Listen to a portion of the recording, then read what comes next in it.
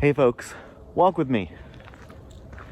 There's an episode of Seinfeld where George Costanza starts to, I guess, briefly flourish because he decides that he should just do the opposite of every instinct that he has. So if he thinks that he should turn left, he should turn right. If he thinks he should break up with a girl, he should continue dating her. Whatever it is. And it lands him a job, and it lands him just all of these things that he had spent the previous many seasons, flubbing and being unable to attain. And that's a funny representation of an idea, but I do think that there's some truth behind this idea, and it sort of manifests in a particular way. So I've done this before, and not because I was wanting to copy George Costanza, but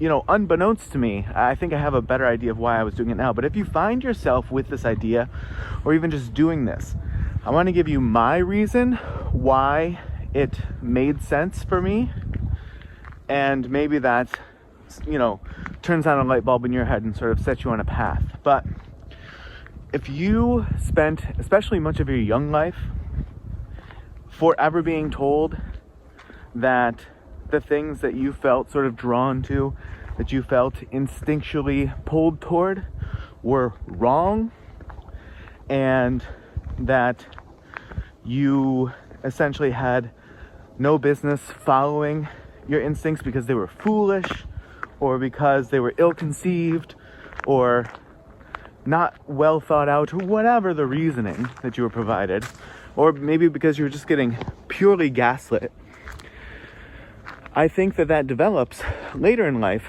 as a person who doesn't feel that they can trust themselves, right? So you'll have a thought and you'll go, I don't know if I can trust that thought.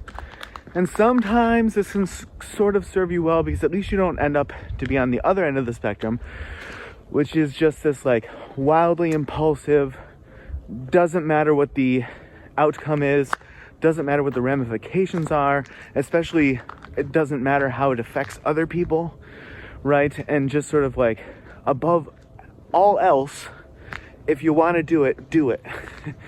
Right? It prevents you from being that, but I think it way overcorrects, as we humans often do, and you end up being just perpetually doubtful of yourself and whether or not you're making the right decision, and just sort of always presuming that you are either making the wrong decision, or that you're making a decision based off of a really skewed perception. It's hard to not think of Zen Buddhism whenever I talk about perception of things, and talk, their concept of clearly or truly reflecting reality, right? Not muddying your perception of reality with all of the baggage and stuff that you carry around, which I don't know if that's possible, but they talk about it a lot. But I think when you start to, get into this mindset of, I just completely morph and skew every single interaction that I have, everything that comes my way is just totally, I turn it into some sort of a mutant version of what it really is. And so I can't trust any of my instincts, impulses, what I think I'm perceiving from any given person or situation. And yeah, sometimes then it's well, you know what? I'm probably wrong. And so if I do the opposite of my instinct, more often than not, I will probably make a better choice. And I think, I didn't know it at the time, but I would say that that's where my wanting to do this thing of, let me just try the opposite. That's where my want to do that came from. Came from everything that I just described. and more for sure. That's not the be all end all of it, but that sort of stands out to me as dominating the landscape, if you will.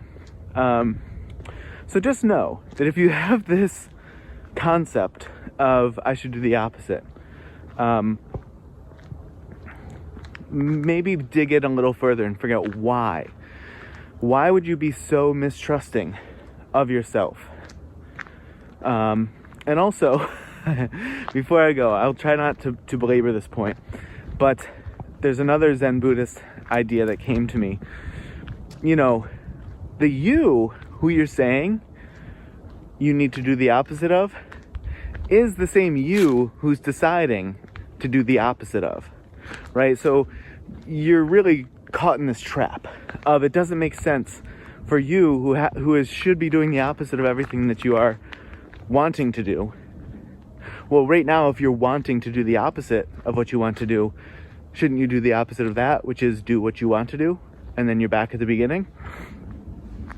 And there's all of these funny little cyclical you've trapped yourself kind of things in Zen Buddhism, and it just struck me that this is one of those for that reason. But in any case, I just wanted to point this out because I think it's not a nothing burger. I think there's something to this, there's something meaningful to this, and it's worth unpacking. If you have had this idea, or if you have done this, or maybe if you are doing this now, dig in a little bit and find out why, and then start working on that stuff. All right, folks, we got about 7 minutes or so in today if you walked with me, and if you didn't, no worries at all. I still appreciate you watching this far, and as always, I will see you in the next video.